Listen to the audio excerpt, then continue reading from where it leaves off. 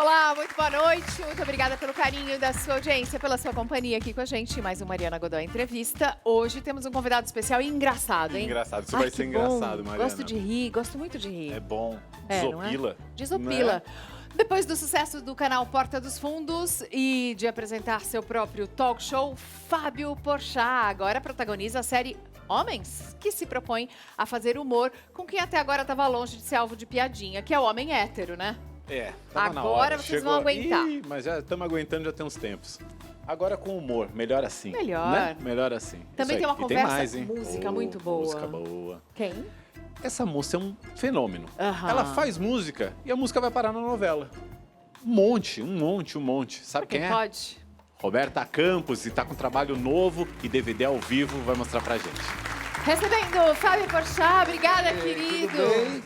Tudo certo? Tudo. Finalmente esse encontro. Não, nem me fale. Não é? Foi bem legal aquele tempo na Record, não foi? Foi muito legal, foi muito bacana poder estar na TV aberta com um programa meu, diário, assim, aprendizado. Mas diário é pesado, né? Rapaz, diário é pesado mesmo, assim, porque no fundo é enxugar gelo, porque você começa a entrevistar hoje, falou, a entrevista foi boa, sim, mas é a de amanhã, e a de depois de amanhã, e depois. Então você tá sempre com a cabeça pensando na semana que vem, no convidado que pode, que não pode, que já foi em outro. Não, e começa a repetir convidado. Muito, não, e começou a ter 5 muito vezes programa. a Tícia Pinheiro, é um negócio. Tipo isso. Quando começa a ter mais programas de entrevista também. Porque daí quando você vê, tem a Fátima Bernardes entrevistando, a Maísa tem um talk show, tem o Danilo, tem o Bial, tem você, tem a Luciana Gimenez. Quando vê, tem os convidados, eles começam a rodar nos mesmos programas, falando um pouco das mesmas coisas. Então dá uma certa agonia. Não, mas você fez uma entrevista muito bacana com o Jô Soares. Com o Foi Jô. muito legal. Foi o máximo. E é uma coisa que não é todo mundo que consegue É fazer. verdade. Então isso foi bem, bem legal. E foi muito emocionante pra mim, porque um nó que deu na minha cabeça justamente assim, o cara que me abriu as portas, que foi onde eu descobri o que eu queria ser da vida, de repente ele está sentado no meu sofá e eu estou entrevistando. E ele foi muito generoso, assim, não só de estar lá, mas de se abrir, de ficar ali 2 horas conversando comigo. É, porque a entrevista é legal quando a pessoa tá aberta para se expor mesmo, né? Porque Exato. quando chega com tudo programadinho para falar, só para fazer propaganda da peça que está estreando, ou não sei o quê, e não quer falar nada, não quer se expor, não quer compartilhar, aí é mais, tá bom, obrigada, Não, e as querido. pessoas tendem, hoje em dia, eu sinto muito isso, assim, tá todo mundo muito treinadinho para dar a resposta politicamente correta que pode falar, e quando fala alguma coisa assim, eu não gosto de matemática, desculpe os matemáticos, gente, se tiver algum matemático, não precisa pedir desculpa para matemática, sabe? As pessoas estão começando, porque como na internet, nas redes sociais, tem de tudo, as pessoas começam a achar que as manifestações das redes sociais é o Brasil todo se manifestando. E não, tem meia dúzia de chato que estão enchendo seu saco daquilo ali, esquece e passa reto. Isso complica pra fazer humor? Não, sabia? Não, eu acho que é ao contrário, te alerta para as coisas. Porque você faz uma piada e 90% das pessoas estão falando que aquilo é agressivo, que aquilo foi fora do tom, é possível que as pessoas estejam certas. O que você não pode é se pautar antes. Não vou fazer essa piada, porque senão o pessoal vai achar que... Não, É autocensura, né? Aí é autocensura que perdeu. Ao mesmo tempo, você parar para pensar no que você vai falar é ótimo. Sempre parar para pensar é bom. Olha, a gente falou do Fábio Porchat com o Jô, ele entrevistou o Jô, mas olha o Jô entrevistando o Fábio. Nossa, olha que moleque você magrinho, aí. menina. Quantos anos? Isso aí eu tinha 18. Olha isso. Tava na faculdade aqui, morando em São Paulo ainda, com sotaque. Isso aí foi aí que eu descobri que eu queria ser ator. Porque eu nunca quis ser ator, não era a vontade que eu tinha. Apesar de olhando para trás... Olha isso. Agora ele mora no Rio, ele fala porta. Ele acha que não tem sotaque. Daquele tempo, de quando você tinha 18 anos e entrevistou o Jô, para agora, quantos anos você tem? 35. 35. Vou fazer 36, ou seja, 18 anos. Já fez um passaram. monte de coisa. Verdade. Fico muito feliz de receber o Fábio aqui, porque ele é de uma geração de humoristas que teve uma ideia fantástica. Eles criaram Porta dos Fundos, eles fizeram essa efervescência da internet, dos vídeos on demand, do YouTube, bombar aqui no Brasil, principalmente. E agora ele está com uma série no Prime Videos, que é da Amazon, e é muito engraçado. Homens. Homens. No Comedy Central também, passou no Comedy Central e está disponível hoje na Amazon para quem quiser assistir, já estão lá os 8 episódios. Comedy Central é aquele canal... Só tem o nome Comedy Central, mas que passa no Multishow site, também ou não? Não, Comedy Central é um canal de TV da Viacom que está aí na TV fechada. E a ideia da série é uma comédia, então é para ser engraçado, mas falar de um assunto que está em pauta, que é o machismo. Está em pauta. Está bem em pauta ereta. E o machismo, todo mundo fala muito disso, e logicamente o machismo destrói a vida da mulher. Mas o que eu tentei falar com essa série é que o machismo também é ruim para o homem. E quando o homem se der conta disso, talvez ele até combata com mais veemência. E mais do que isso, assim, quando a gente fala machismo, muita gente na cabeça fala assim, não sou machista. Porque na cabeça do cara, ser machista é passar a mão na bunda da mulher, forçar sexo. Umas coisas que, lógico, é machista, mas é crime, é coisa barra pesada. Mas se o homem se identifica machista nas pequenas coisas, talvez ele consiga compreender. Eu, lá no programa da Record, por exemplo, entrevistei as jornalistas da Record. E aí eu perguntei, o que eu faço, o que os homens fazem de machista que eles não se dão conta, que a gente não se dá conta. E aí elas falaram, por exemplo, sempre que o homem fala assim, ela que veio para deixar o lugar mais bonito, que lugar lindo. E aí, é verdade, exatamente. Você sabe bem o que é isso. E aí eu falei, nossa, é verdade. Ela falou, os homens acham que estão elogiando, mas eles, na verdade, só estão reforçando que a mulher serve para ser bonita, para enfeitar. Para pensar, para falar e para levar a sério, aí é homem, né? Não é mulher. E aí, assim, essas pequenas coisas que os homens precisam entender que é verdade, eu faço isso. E eu já falei uma coisa desse tipo. E é interessante porque a gente tem das coisas graves, mas dessas coisas pequenas. Então, na série, por exemplo, eu estou falando ali da minha mãe. Por exemplo, o meu personagem é ver o pai transando com a menininha, ele acha normal. Aí a mãe transando com um cara, ele acha que é isso, não pode, minha mãe transa. E aí a garota de programa que ajuda ele a entender o mundo fala assim, não é que sua mãe transa muito, sua mãe está transando o tempo todo. É o seguinte, o personagem do Fábio ficou broxa, e aí ele já há 20 e tantas vezes que não funciona, ele vai procurar todo tipo de ajuda, encontra uma prostituta. Mas, no final, o que a prostituta faz é conversar com ele. Exatamente. Então, uma das primeiras dicas é assim, você tem que transar, você tem que comer todo mundo, você sente essa obrigação. Porque então... existe, mas isso sabe que isso existe mesmo. Eu estou falando essas coisas, não é assim, pobre homem hétero, tadinho dele, como ele sofre. Não, a gente sabe que as mulheres sofrem muito mais.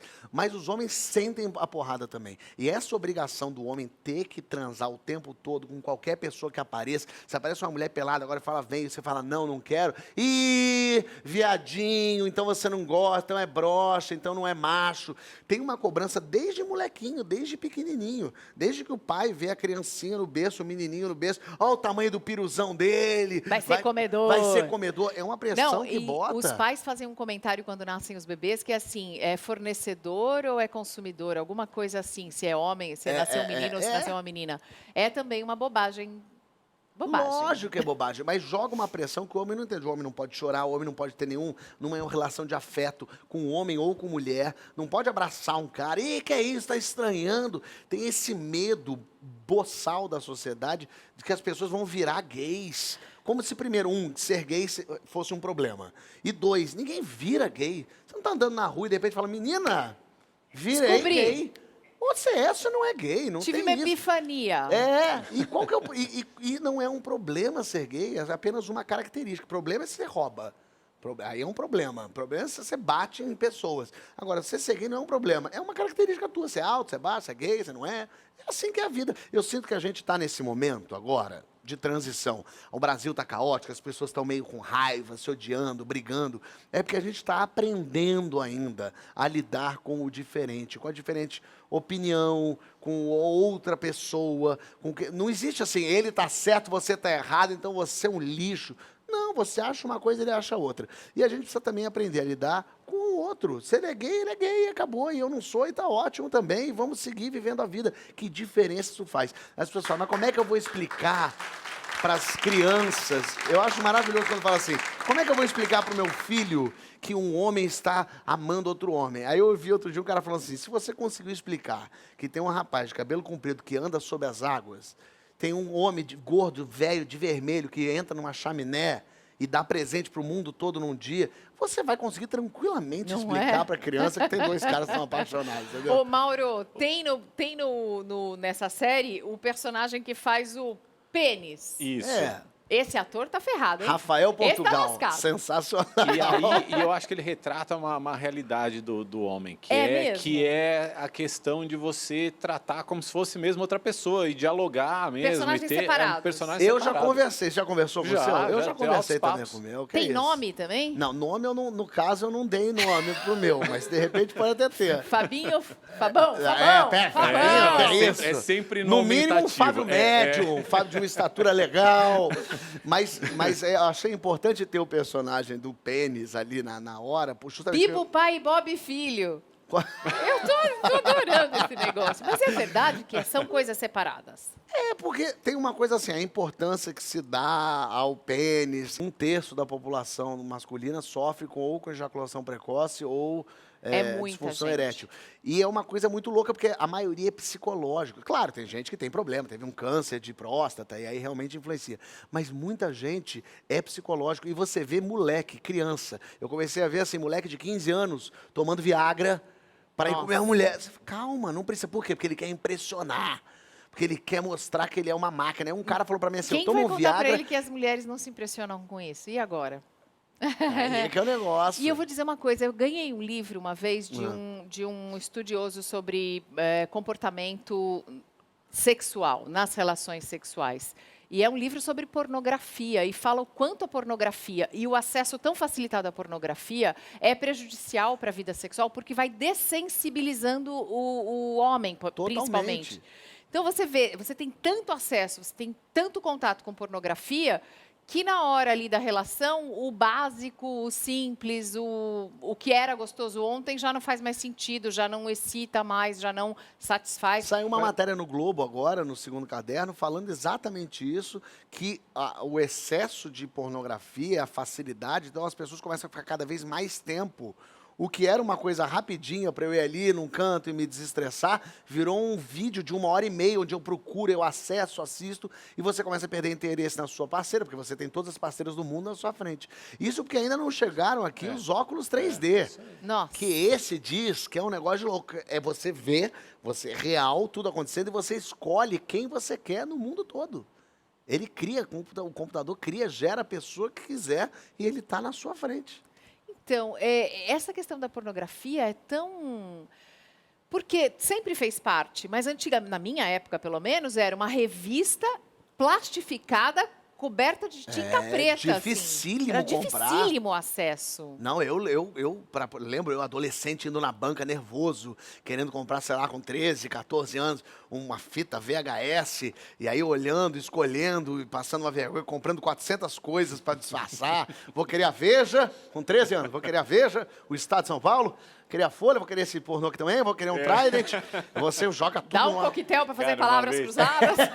tipo isso. Eu trabalhava quando eu era adolescente, tinha uns 16, 17 anos, eu trabalhava numa locadora de vídeo, nas férias. Eu fiz. Que ótimo. Trabalhei umas 2 e o lance era o seguinte: você tinha lá as capinhas dos filmes, mas as fitas ficavam lá dentro da loja. Então a pessoa ia, o cliente ia, escolhia o vídeo, você ia lá dentro, pegava a fita, botava na capinha e entregava. Uma vez um cara foi pegar um vídeo infantil. Erraram e botaram um pornô dentro da capinha. Ele foi pegar Chapeuzinho Vermelho e pegaram a versão pornô, né? Pegaram, Chapeuzinho Vermelho. Pegaram o vermelho da Chapeuzinho. Aí Exatamente, cara, foi mais deu um complicado. BO na loja, assim, violento, que o cara voltou, assim, ele não conseguia nem falar direito, porque ele foi botar pros filhos pra assistir. Tadinho. Deu um BO aqui. Mas é interessante falar disso, a gente está falando de pornografia, e tem uma confusão muito grande das pessoas quando a gente está falando sobre educação sexual nas escolas, para as crianças, porque tem uma coisa assim, mas vai botar um pornô para minha criança ver? Não, ninguém vai fazer isso, ninguém quer fazer isso. Agora, é muito importante conversar com as crianças sobre isso. Lá no meu programa eu conversei com algumas pessoas que foram abusadas sexualmente na infância. Uma delas foi a Joana Maranhão, que falou já abertamente, e uma das coisas que ela falou foi: ninguém nunca tinha dito para mim o que era sexo quando eu era pequenininha. Ninguém tinha contado sobre isso. Então, quando o treinador começou a abusar dela, ela sabia que estava errada, mas ela achava que ela que estava errada. E uma amiguinha dela, que os pais já tinham falado sobre isso, quando o treinador foi abusar, a menininha saiu correndo gritando. Porque os pais já tinham falado para ela, ó, isso é uma coisa de adulto, não é para fazer, se alguém fizer, tá errado. Então você tem que conversar com a criança. E é lógico que é de uma forma lúdica. Ninguém vai pegar um filme do Alexandre Frota e mostrar para a criança. A gente está falando de outra coisa, de educação sexual.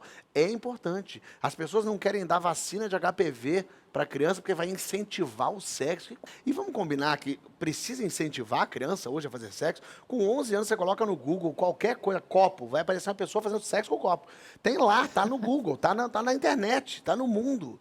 Por isso que diálogo é importante, por isso que é bom conversar. Então vamos parar de achar que conversar sobre sexo é incentivar. Não é, você mostrar o que é, qual é a real. Porque não adianta, você já não foi adolescente?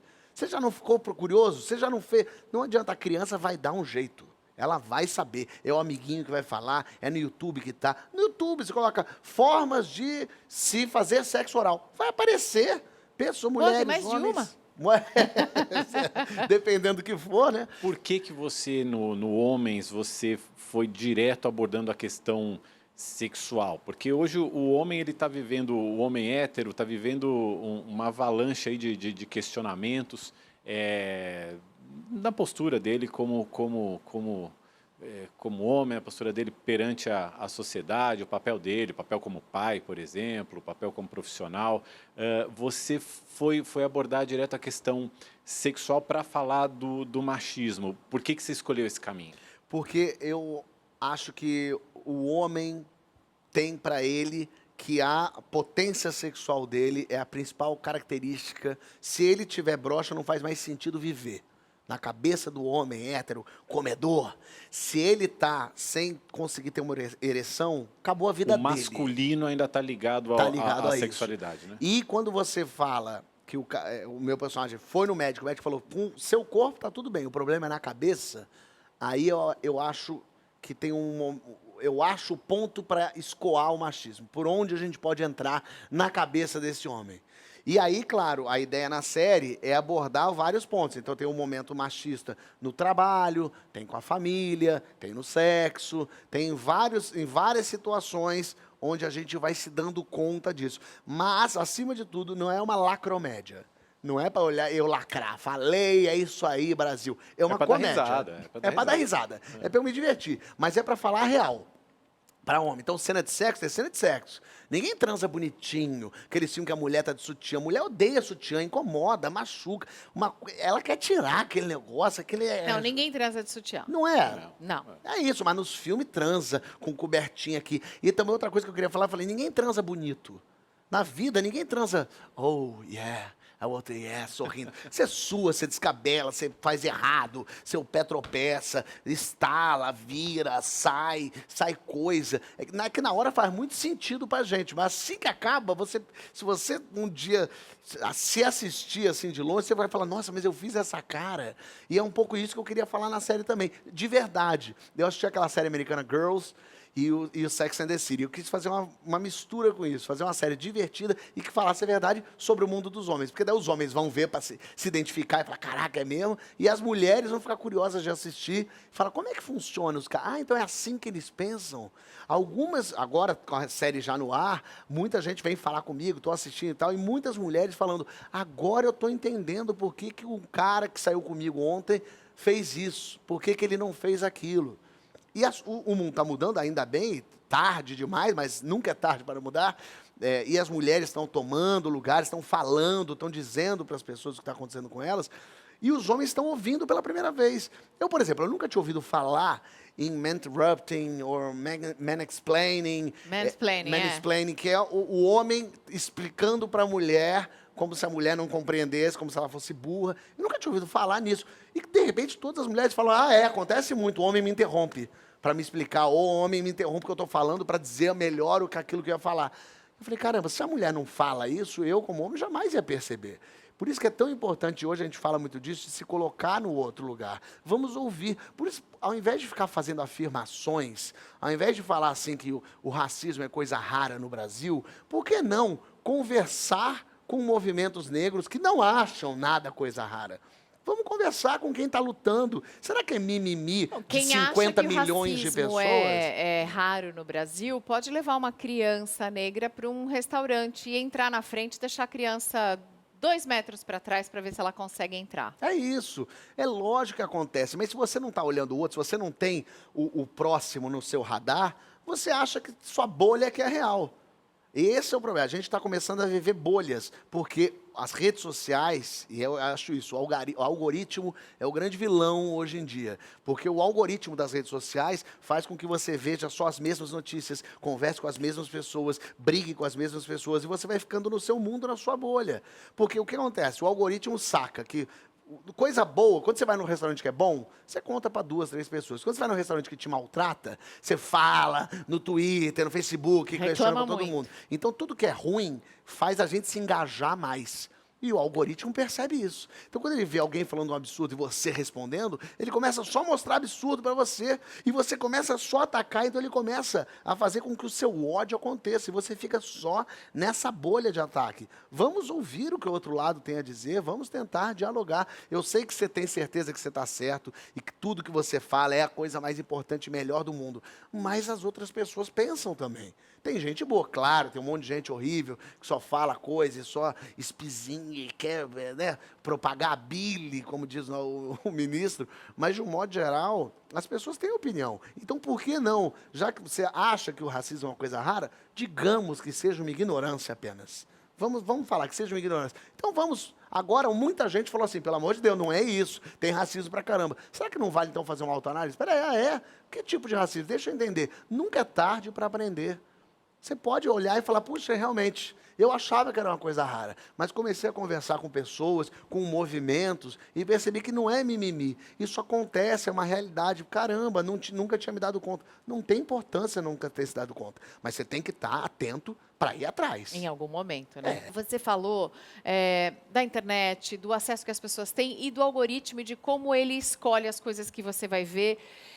Eu me preocupo um pouco em como a tecnologia está mudando a vida das pessoas, inclusive o físico, né? Eu acho que vai ter uma geração inteira de gente com uma corcunda aqui, né? De com tanto o dedinho ficar assim, mais fino, segurando o celular aqui, né? ó. Com tendinite aos 12 anos de idade.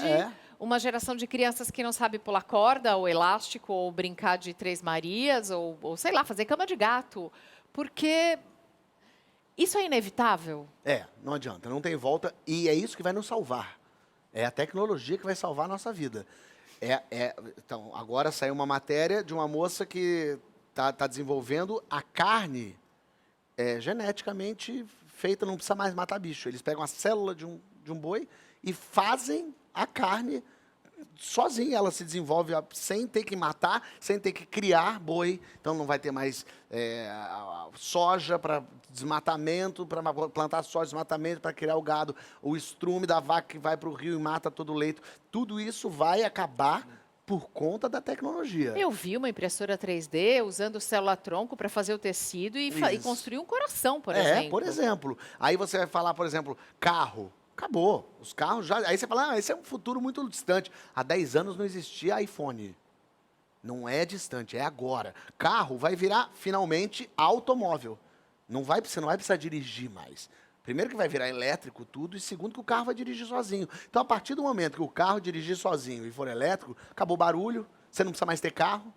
Acabou a poluição. Acabou a poluição, as ruas não vai ter mais trânsito, porque os carros não vai ter mais acidente, os carros vão calcular as distâncias. Então, você vai modificando. Aí para a poluição, para barulho, para atropelamento, para morte. Isso na Bélgica, tá, gente? Porque aqui no Brasil, acho que a gente vai continuar andando de ônibus, com diesel. Nada, já chega, não adianta. Uma hora, é isso, você pensar assim, a população do Brasil não tem dinheiro. Todo mundo já tem celular, já tem mais celular que gente. As pessoas já estão se comunicando. É porque quando vem, não tem como barrar. Tecnologia não tem. Pode um tentar, outro tentar. Diziam quando cheio o controle remoto. Lembra que tinha falava assim, a Rede Globo não queria deixar o controle remoto acontecer.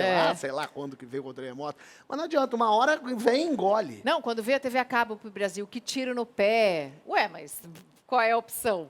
Ficar com Fábio, 7 canais o resto da Você vida? mesmo já é de uma geração de humoristas, roteiristas, comunicadores que se valem totalmente da internet. Já não são dependentes da TV aberta como era o humor no tempo em que eu comecei a assistir humor, que a gente assistia. Eram os Chico Anísio e o Jô Soares, os Trapalhões, né? Há 30 as praças todas aí. Se você for pensar há 30 anos, se você não estava na Globo, você não tinha como fazer sucesso, você não tinha como fazer peça, ninguém sabia quem você era, que você existia.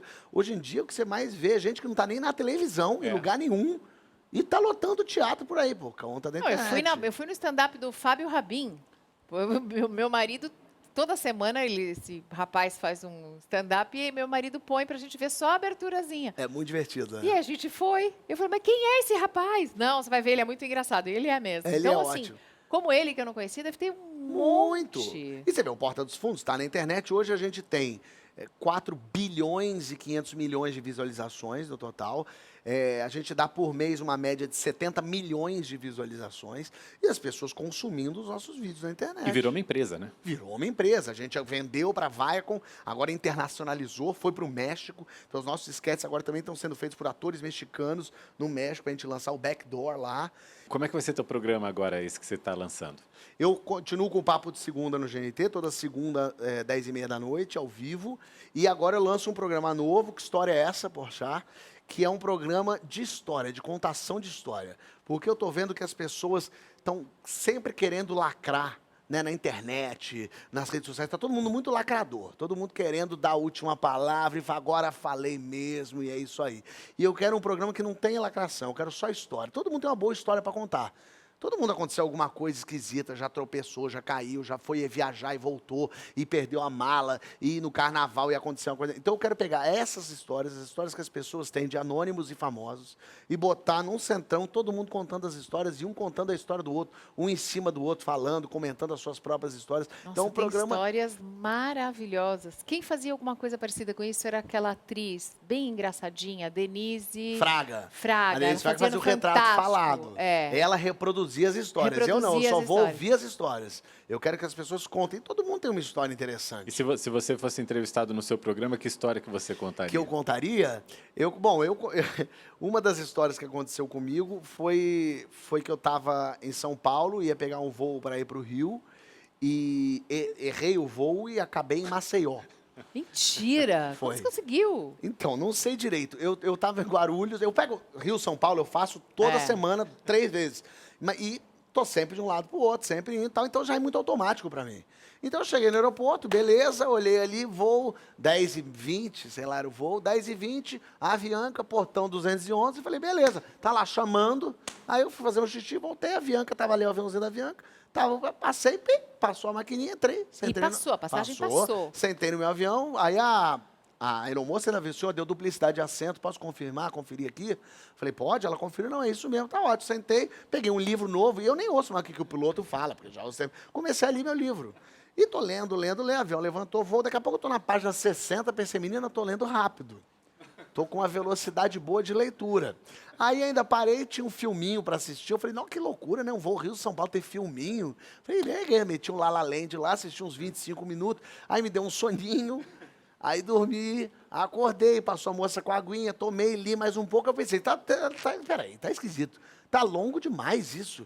Aí fui ver o horário, era 00:20. Falei, mas o voo Rio-São Paulo é 40 minutos. Eu saí 10h20, como é que é 00:20? Falei, será que quando eu estava dormindo o piloto avisou que aconteceu alguma coisa e ele voltou? Aí comentei com a moça do lado, vem cá para Rio-São Paulo, tá longo esse voo, né? Ela falou, mas é que a gente tá indo para Maceió. Aí eu falei, é o quê? Ela falou, estamos indo a Maceió. Eu falei, não, mas eu vou pro Rio de Janeiro.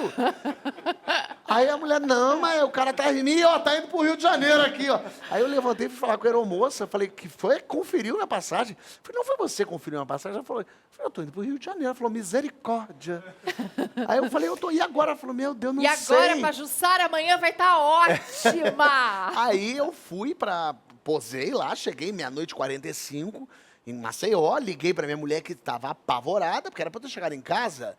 00:00 eu já estava em casa há muito tempo. 00:40, Rio de Janeiro, o Fábio não chegou, ela pensou, ou ele tá com outra mulher... E vai explicar. Ou morreu. E ela preferindo que eu tivesse morrido, né? E aí eu liguei para ela, ela atendeu. Onde é que você tá? Falei, meu amor, estou em Maceió. Ela soltou um sonoro palavrão e desligou, porque ela foi avisar pessoas, ela tinha avisado... amigos, claro. Cadê o Fábio? Onde é que estava? Tinha ligado no aeroporto. Foi sequestrado, e aí no cheguei mínimo. lá na Maceió, ainda era horário de verão, tinha uma hora a menos lá. Aí a mulher falou, não, a mulher da Bianca falou, senhor, já temos um voo pro senhor amanhã, meio-dia. Eu falei, não pode dormir em Maceió, eu quero voltar para casa. Ela falou, bom, tem um voo às 1h da manhã que vai para Campinas. Viracopos. Chega às 6h, você pega o voo das 7, chega no Rio 8h. Foi isso que aconteceu. E foi isso que você fez? Eu peguei um voo às 10h em São Paulo e cheguei 8h no Rio de Janeiro. Nossa. Mas eu não consegui nem ficar mal-humorado. Porque foi uma história tão inacreditável, tão curiosa. Eu até fiquei pensando, como é que eu não me dei conta? Por que eu não percebi que estava demorando? Agora, foi ótimo que eu só me dei conta em Maceió chegando. Porque se eu tivesse me dado conta com 15 minutos, eu não ia ter conseguido ler, ver filme. Eu ia estar nervoso, ia estar querendo me comunicar. Então essa, por exemplo, é uma das histórias que a gente pode contar de uma confusão que aconteceu e que, no fundo, acaba sendo divertido. Mas pode ter história tensa também, você pode falar de sequestro, de assalto, pode ter todo tipo de... Claro, é um programa... Assalto, imagina, eu fui assaltada no Rio de Janeiro. Você foi? Quem não foi? Eu já fui também. Todo mundo já foi. Fui assaltada no Rio de Janeiro, eu tava com uma bolsa, veio o ladrão, a hora que ele pega a bolsa, eu seguro. É reflexo de quem luta. E eu fiz jiu-jitsu, fiz judô. Então, meu braço é super forte. Eu puxei a minha bolsa, o ladrão caiu no chão. Mentira. A hora que ele caiu no chão, eu já ia ajoelhar no peito dele e soltar um soco. Mentira, que isso? Pois é, vai vendo. Aí ele disse assim, atira nela. Aí que eu vi que tinha outros 4 caras cercando o carro e um deles com uma arma na cabeça do meu marido. Deus. E aí o cara da arma na cabeça do meu marido tirou a arma da cabeça do Dal e fez assim pra mim. E sabe aquele negócio de filme? É verdade mesmo. Você enxerga dentro do cano do revólver. Faz... Tipo um Tarantino. É de verdade e aí, essa você cena. deu a bolsa? Daí eu falei assim, atira coisa nenhuma. Vou falar pra sua mãe. Toma a bolsa aqui e vai embora. Ele dá aliança. Eu, não sai do meu dedo. Vai embora. Aí eles não sabiam dirigir carro automático. Foi uma droga. Eu, bota no D aí. É de drive. Vai, anda. Sai daqui. Eu dou bronca, né? Porque se eu conseguir fazer com que eles se lembrem da mãe, eu acho que eu tenho 50-50 ali, uns 50% de chance de... Tem histórias muito boas, esse programa vai ser super legal. Eu estou muito confiante. Ao mesmo tempo, não é todo mundo que sabe contar história. E esse é o meu medo. Porque tem gente que vai contar história, aí a pessoa fala assim, tem uma história maravilhosa. Mas você vai ouvir antes? Você vai selecionar? Algumas sim, mas na hora você não tem como adivinhar. Por exemplo, essa mesma história da mala para Maceió, eu podia contar assim. Menino, outro dia eu estava aqui em São Paulo, que eu ia para o Rio, porque eu estava fazendo o programa aqui, e eu lembro que nesse dia até estava na Record, atrasou um pouco a gravação, por conta... Essa história já está chatíssima, eu já não quero mais ouvir. Porque a pessoa começa a dar muito detalhe. A pessoa fala assim, eu fui lá na Rede TV para falar com a Mariana e... Pô, engraçado que a Rede TV, eu vi ali a catraca, é a mesma catraca quando eu tinha vindo no programa da Luciana, que ela tem não quero saber! Morre! Conta a história boa! Eu conheço gente assim. É lógico que a gente conhece, porque tem muita gente que conta história mal, ou gente que conta história que só é engraçada para ela. Que a pessoa acha o máximo. Ela fala, menina, outro dia eu tava no carro, aí o carro quebrou. Aí fiquei lá esperando o guincho. Aí assim, e daí? Aí chegou, aí eu fui embora. Que história imbecil, por que você me contou essa história? Então, tem esse medo um pouco do que será que vem por aí, porque tem gente que conta bem. Claro, vão ser várias pessoas ao mesmo tempo. Eu vou estar recebendo ali 3 convidados, então um pode influenciar a história do outro, um pode falar, o outro pode... Eu vou contar minhas histórias também, é um programa para eu contar as minhas histórias também. Então, é um programa de conversa mesmo, de bateção de papo. Quando eu fui parar numa delegacia em Jundiaí às 3 horas da manhã? Tá vendo? História, quando te deixa curioso com o tema, é boa. Já é boa. Por que você estava em Jundiaí às 3 da manhã na delegacia? Vai contar no programa? Eu posso contar no seu. Então conta, porque a história é essa, poxa. Tu vai contar lá então, tá convidado. Combinado. Se vocês quiserem ouvir, vocês têm que assistir ao programa do Porchat. Onde vai ser esse? No GNT? Vai ser no GNT a partir de segundo semestre. Que delícia falar com o Fábio Porchat. Que delícia receber um cara criativo, inteligente, bem-humorado, engraçado e que está disponível em várias plataformas. Tem no Porta dos Fundos. Porta dos Fundos, Porta Fora, meu programa de viagem no YouTube também. Comedy Central com homens e tá na Amazon Prime Video também. Que mais que tá acontecendo? GNT, Papo de Segunda ao vivo. Toda segunda-feira. Ao vivo é maravilhoso. Você pode falar o que você quiser, não corta, não edita. Isso é a melhor parte. Não é? É maravilhoso. Fábio Porchat, aplausos. Obrigada, querido. Daqui a pouco, depois do comercial, tem Roberta Campos. Obrigada. Sinto quando vejo, te toco na minha canção. Não tem nenhuma explicação, te espero no silêncio. pausa do meu pensamento. Eu tô pensando em você, eu tô querendo te ver todo dia, todo dia. Eu tô pensando em você, eu tô querendo te ver. Eu sei, o tempo passa, a nossa vida é longa, mas eu não sei esperar tanto tempo assim. Tá frio sem abraço, perdido no espaço. Sou eu sem você, você sem mim. Vem que a noite é longa e eu te espero.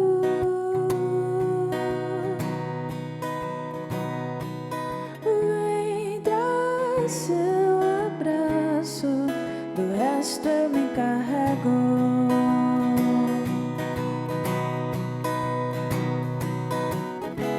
Eu tô pensando em você, eu tô querendo te ver todo dia, todo dia. Eu tô pensando em você, eu tô querendo te ver.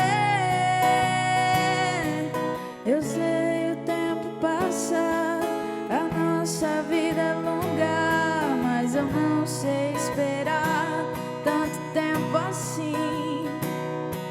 Tá frio sem abraço, perdido no espaço. Sou eu sem você, você sem mim. Vem que a noite é longa e eu te espero.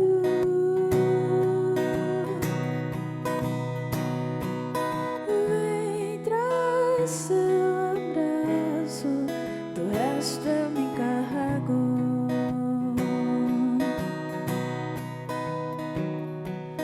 Vem que a noite é longa e eu te espero.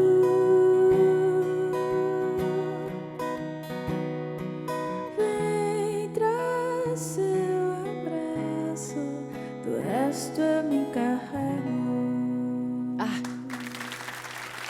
Que delícia, Roberta Campos, bem-vinda, muito obrigada. Que gostoso te receber e essa voz Obrigada. maravilhosa. Prazer enorme estar aqui com você. Todo dia foi você que fez. Foi eu que fiz. É a música da novela, gente, não Música é? da novela, da Órfãos da Terra. E é a música inédita que entrou nesse DVD, né? Que é a minha celebração de 10 anos de carreira discográfica. Então foram 2 canções inéditas e uma releitura de My Love do Paul McCartney. Então uma dessas canções inéditas é essa, My Love. Gente, 10 anos de carreira, mas a Roberta Campos já fez... Quantas músicas você já compôs? Mais de 500 canções. Eu não tenho muito uma conta certa, assim, é meio por alto que às vezes a pessoa pergunta e daí uma vez eu cheguei a fazer uma conta, assim, e eu acho que hoje Deixa é eu mais fazer de a 500. conta, porque muita gente está querendo saber, né? Mas, assim, em 10 anos de carreira, são quantas músicas de novela, por exemplo? Essa é uma, mas são quantas? Tem umas 15. Essa é a 19ª. 19ª. Então, eu falei pra você no começo do programa, ela faz música, vai parar na novela. Não é é assim. impressionante? E é engraçado, assim, que eu sou mineira, né, de Caetanópolis, que é a cidade de Clara Nunes também, então interior do interior de Minas. Olha. E lá a gente assistia muita novela e tal, e eu tinha o sonho, assim, de ter uma música em novela, mesmo sem ter essa ideia de que um dia eu seguiria mesmo esse caminho, assim, apesar de querer muito, né? Porque você compõe desde pequena, não é? Na verdade, antes eu não tinha muito noção, assim, do que eu estava fazendo, né? De criar em cima de uma melodia de alguma música que eu gostava, inventar uma letra, ou até criar uma música mesmo, e eu não tinha essa noção que eu estava compondo também. Mas com quantos anos? A sua primeira música, assim, a primeira composição, quantos anos você tinha? Consciente mesmo, acho que eu tinha uns 16. E sem saber direito o que estava fazendo? Desde sempre. Desde 10, sempre. 11 anos? Ou menos. Eu sempre gostei de ficar inventando música. E como é que foi a tua trajetória até você gravar o teu primeiro disco? Eu toquei em bares, né? A minha cidade é uma cidade pobre, eu vim de uma família pobre também. Então, eu tive dificuldade de ter acesso à cultura e tal. Até esse fato mesmo de tocar em bar, assim, era um pouco difícil. Mas busquei muito, assim, até conseguir viver de música, né? Quem te ensinou a tocar violão? Eu sou meio que autodidata, mas teve um vizinho lá da minha avó que ele me ensinou o básico. Eu tinha 11 anos de idade. Daí, na verdade, assim, meus pais se separaram, né? E a minha tia me via muito triste pelos cantos e tal. E ela sabia dessa vontade que eu tinha muito grande de aprender a tocar violão. E ela falou: não quer ir lá para o Celhão te ensinar a tocar e tal. Aí eu fui. Ele me ensinou assim alguns acordes e não parei mais. O que você ouvia quando você começou a descobrir que você gostava muito de música e que te inspirou? Então, esse lance dessa descoberta, eu falo que é o despertar da minha arte também, foi vendo meu tio tocar violão e cantar. Eu tinha uns 5 anos de idade, mais ou menos. Daí eu falo que a minha maior influência foi ele, né? Porque eu ouvia as coisas que ele tinha. Que é ele Elis tocava? Regina, o pessoal do Clube da Esquina, Lô Borges, Beto Guedes, Milton Nascimento. Mas ouvi muito também Bob Dylan, Beatles. E depois eu fui buscando. Quem você né? considera a sua maior influência, então, musicalmente falando? Musicalmente. Também depois ouvi muito Marisa Monte, Djavan. Que delícia. Eu acho que a Marisa, eu falo que ela me ensinou a cantar, né? Como eu não tinha muito acesso assim às coisas, eu lembro de um dia pedir a minha tia para comprar um disco da Marisa para mim, que ela Era o ia Rosa em e Belo Carvão? Horizonte. Era o Rosa e Carvão. Tá, não sei como eu sabia disso, mas eu também pedi muito para comprar esse disco. E eu não sabia que ela ia trazer esse disco, na verdade, porque eu pedi para trazer um disco da Marisa, mas eu não sabia que ela estava lançando, quais discos ela tinha, eu só sabia que o que eu ouvia na rádio que eu gostava, assim. E ela pegou logo esse disco, eu fiquei apaixonada, ouvia direto. Aprendi a fazer vocalize, abrir voz, aquelas coisas todas. Muito bom. Olha, e se você está vendo a Roberta aqui e fala assim, mas quem é? Nossa, será que eu conheço? Tem uma música dela que você certamente conhece, já ouviu em algum casamento, porque ficou muito famosa em casamento, né? Vamos ouvir? Muito, vamos. Que é de janeiro a janeiro. Janeiro a janeiro. É de janeiro a janeiro.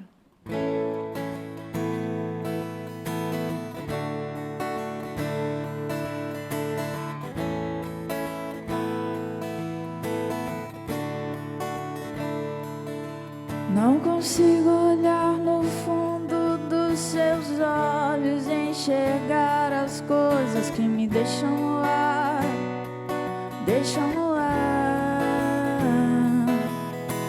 as várias fases e estações que me levam com o vento e o pensamento bem devagar.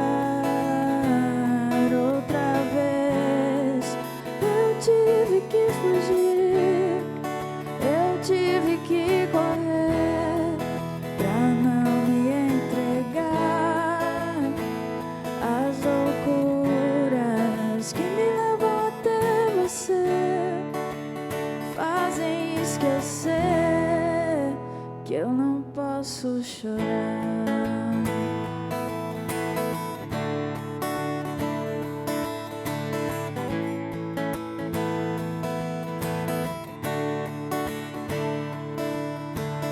Olhe bem no fundo dos meus olhos e sinta a emoção que nascerá quando você me olhar.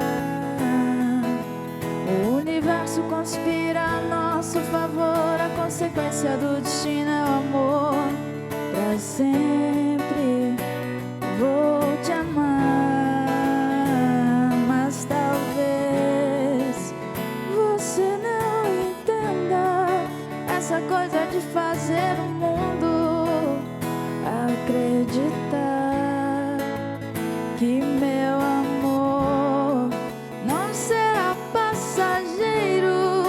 Te amarei de janeiro a janeiro até o mundo acabar.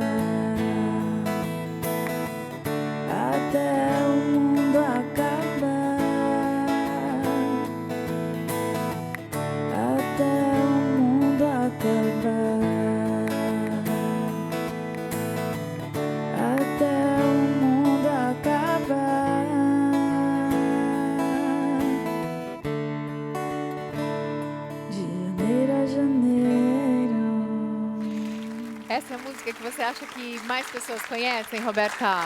Sim, essa música ela teve já em 4 novelas. E ela teve bastante visibilidade, sim. Novela ainda é um importante canal de distribuição, né? Assim, Sim. de divulgação. E eu acho que esse lance de ter a imagem também, ela atrai bastante, além de entrar na casa das pessoas todos os dias, né? E eu queria falar sobre essa música. Eu fiz ela em 99, eu morava em Minas Gerais ainda. Ela é bem antiga. Tem 20 anos. Tem 20 anos, esse ano ela está fazendo 20 anos. Você gravou a primeira vez quando? A primeira vez que eu gravei foi... Eu tinha uma banda lá em Minas, então a gente gravou um EPzinho, assim, uma demo, né? Eu cheguei a gravar lá. Depois, assim, oficialmente, na minha carreira solo, eu gravei em 2008, no meu disco Para Aquelas Perguntas Tortas, que é um disco independente e bem artesanal, assim. Eu fiz ele todo na minha casa, comprei um equipamento básico, né, com a pouca grana que eu tinha, assim. E, por insistência de uma amiga, eu acabei levando uma rádio de São Paulo, que tocou Que uma rádio faixa, que foi? Que é a Nova Brasil FM. Fofos. Que só toca música brasileira. Daí Tem música boa. começaram a tocar uma faixa e a mesma rádio me apresentou para a DEC, que é a minha gravadora hoje. Que ótimo, E que bom. depois você gravou essa música com o Nando Reis também, né? Isso, aí em 2010 que eu regravei várias músicas que tinham no meu disco independente, porque a ideia principal era que tivesse um disco com arranjos de banda e tal. Só que ele era acústico pela condição que eu tinha para fazer ele naquele momento. Daí eu vinha gravar várias canções no Varrendo a Lua, inclusive a de Janeiro a Janeiro, que eu chamei o Nando para participar. Olha, não só Nando Reis, Humberto Gessinger já gravou músicas da Roberta Campos, a Fernanda Takai, um monte de gente já gravou música sua, né? Gravar tem Nenhum de Nós, gravou, o Pato Fu, que nem você Fu, falou. a Fernanda. Com Humberto, na verdade, a gente fez uma música juntos, que ainda é inédita. Eu tive um momento assim, fazendo várias canções que estão guardadas, que em breve eu quero mostrar para as pessoas. Fiz com uma galera assim, super de peso. Além do Humberto, tem o Wildon, também o Erasmo Carlos, o John Ulloa do Pato Fu. Sabe que o Erasmo Carlos uma Fagner. vez falou que ele fica muito... que ele fica mal assim de fazer parceria na composição, porque ele não sabe exatamente como ele aborda a pessoa, e que então ele fez uma parceria, acho que será que foi com Marisa Monte? Pode ser. Pode ser, né? Que ele falou assim, fazia tudo por e-mail, porque eu tinha... Foi por e-mail também. Foi por e-mail também? Ele é ansioso mesmo. Ele é muito ansioso. Agora com o Roberto, na época do Roberto, não tinha e-mail. Eu não né? sei, vai ver Com o que Roberto, é coisa Mas aí assim, imagina. parceria com homem, amigo, desde sempre parceria Pode com ser uma mais moça que fácil. ele conhece menos, né? Eu recebia, porque foi assim, eu fiz a melodia e uma pequena estrofe assim com a ideia do que eu imaginava da letra, aí a letra toda dele praticamente. Ele me mandou por e-mail também. Então eu ia viajar, acho que para o Piauí nessa época, e não consegui responder imediato assim o e-mail. Queria primeiro cantar ali para sentir, gravar um áudio e mandar para ele. Aí ele ficou bem ansioso e na época eu lembro que o meu empresário da época falava: o Erasmo me ligou para falar que ele está Você ansioso ainda não se você respondeu. recebeu, se você gostou. Ele acha que você não gostou, porque você não respondeu Aí eu ainda. fiquei pensando, falei, nossa, o Erasmo está ansioso para Erasmo, ela é minha mineira. O tempo do mineiro é outro. Quando o mineiro fala assim, ali um bocadinho, é um tempão. E quando ele fala que é ali pertinho, você vai andar uns 10 quarteirões para achar um pão de queijo. E Roberta Campos é tudo de bom. Que delícia. Nossa, a gente Amei tá aqui. terminar a noite de sexta com essa Olha, suavidade. parabéns. Nossa, que delícia. Esse é o DVD, né? Esse é o DVD, Todo Caminho é Sorte ao vivo. E tem todas essas canções a maioria, na verdade, das canções que estiveram em novela. Então o pessoal Tem conhece Casinha muita coisa aí. Branca, para quem gostava do Clube da Esquina, né? Casinha Branca. Casinha Branca, E é uma versão. Abrigo, de Janeiro a Janeiro. Tem muita Minha coisa. Felicidade para Morrer de Amor, Varrendo a Lua, Minha que é uma das Felicidade é tão tatuagens. bonita. Tem muita coisa aí. Com quem tá a gente muito encerra essa especial. entrevista, esse bate-papo super gostoso? Minha Felicidade, que foi minha primeira música como tema de abertura de uma novela. Então, Minha Felicidade com Roberta Campos. Obrigada, Roberta. Obrigado, Roberto. Muito obrigada. Quero ver o sol nascer de novo aqui pra despertar. Tudo aquilo que senti, guardei por nós nesse lugar. Você é um pedaço em mim, eu quero viver em teus braços pra sempre, pra sempre. Lembra aquele tempo, amor, quando a gente se encontrou? Foi ali que começou minha felicidade. Lembra aquele beijo, amor, quando a gente se encontrou? Foi assim que começou minha felicidade. Eu, você, o sol, o mar, imagem mil paisagens pra testemunhar que eu seguiria muito bem a vida inteira sem me preocupar com a felicidade. Toda a paisagem fica cinza sem você. Qualquer declaração de amor tão sem porquê. Hoje é por isso que agradeço ao céu estar com você, estar com você. Hoje é por isso que agradeço ao céu a felicidade. Lembra aquele